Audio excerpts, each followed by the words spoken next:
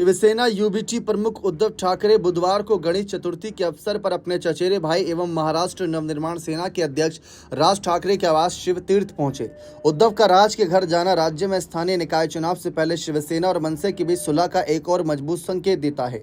बाद में मुख्यमंत्री देवेंद्र फडणवीस भी अलग से राज ठाकरे के घर पहुंचे और उन्होंने गणपति बप्पा के दर्शन किए। राज हर साल मुंबई के दादर इलाके स्थित अपने आवास पर भगवान गणेश की मूर्ति की स्थापना करते हैं। उद्धव ठाकरे के साथ उनकी पत्नी रश्मि और बेटे आदित्य भी पहुंचे थे।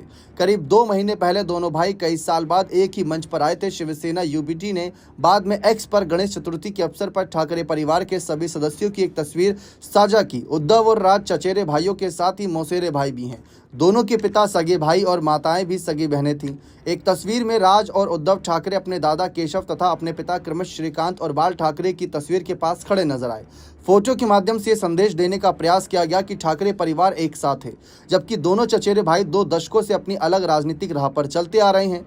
दोनों के बीच पिछले कुछ महीनों में यह सार्वजनिक रूप से ज्ञात कम है कि तीसरी मुलाकात में महाराष्ट्र सरकार द्वारा पहली कक्षा से 5वीं कक्षा तक के छात्रों के लिए त्रिभाषा फॉर्मूले संबंधित सरकारी आदेश को राज्य में हिंदी थोपने के आरोपों के बीच वापस लेने के बाद दोनों ने 5 जुलाई को अपनी जीत का जश्न मनाने के लिए एक साथ मंच साझा किया था। राज पिछले महीने उद्धव को उनके जन्मदिन की शुभकामना देने के लिए बांद्रा स्थित उनके आवास मातोश्री गए थे।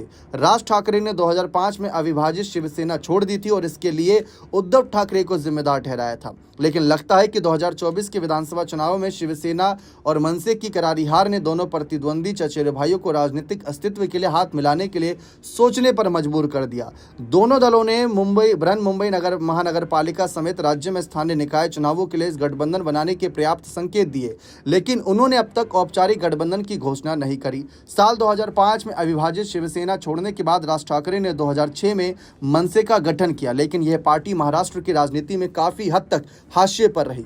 दूसरी ओर उद्धव ठाकरे 2013 में अध्यक्ष बनने के बाद से शिवसेना का नेतृत्व कर रही हैं, जिसका जून 2022 में विभाजन हो गया। उद्धव ठाकरे नवंबर 2019 में अपने राजनीतिक जीवन के शिखर पर पहुंचे, जब वे कांग्रेस और अविभाजित रांगपा के समर्थन से मुख्यमंत्री बने रहें चैनल के साथ बहुत बहुत शुक्रिया।